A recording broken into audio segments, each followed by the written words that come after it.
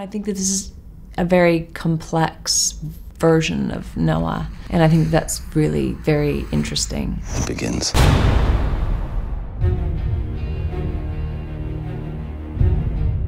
Usually when playing historical figures, there's lots of material to research on, but with Noah, the story's only found in like a really small section of the Bible, something like 3 chapters. What preparation were you able to do?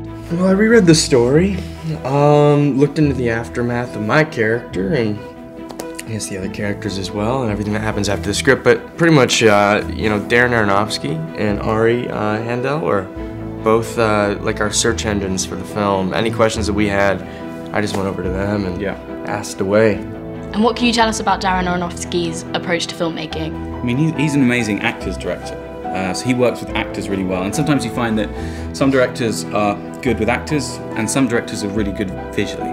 But Darren has this amazing thing of having both and being a genius at both of them. So that's a really potent combination when you're making a film. A great flood is coming. We build a vessel to hold the innocent. Mama! What is them? There isn't anything for you here. You stand alone and defy me? I'm not alone. As an actor, there are always challenges working with CGI, and Noah has its fair share of epic sequences, which you're really heavily involved in. How do you begin to visualize how these scenes might look? We were lucky enough to have the art there. And most of what you see on screen that I'm involved in is kind of there. You know, the rain machine's above you, so you're working in the rain. You're working with this ark that men have built. I think to answer your question more, I'd done a film called Beowulf, which was motion capture, and there was nothing there. You were in 4 blank walls, and you're done up in dots, but you have the actors there. And what that does, that makes your imagination just explode.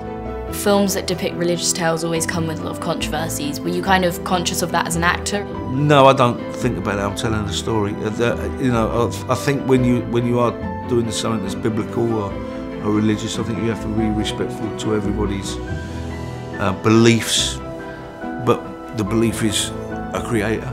I think that's the great thing in a film, that it doesn't give you an answer. It gives you a stage to actually debate it. What do you think young people like me especially will learn more about the tale from this film? I think it depends on background. You know, some people will come to it from a religious background, and it'll be exciting for those people to think about the parts of it that may have happened that weren't explicitly stated in the Bible. And then for people who are not coming to it from a religious background, it could be an introduction to the story and the themes that are in the story. And I think that those kids might find some things that seem to parallel things that we worry about and contend with in a contemporary society. And just finally, I'm always really curious when films have lots of water in, and with the Great Flood that's so central to this film. Do you guys just stay drenched, or do you kind of get soaked in between takes? Stay drenched, pretty much. There's not time to sort of go and, unless you've got like a couple of hours to go and dry off. So you We got a lot of towels, but a lot of towels and like hot tents. You know, they make tents which are warm, so you can go in. Yeah.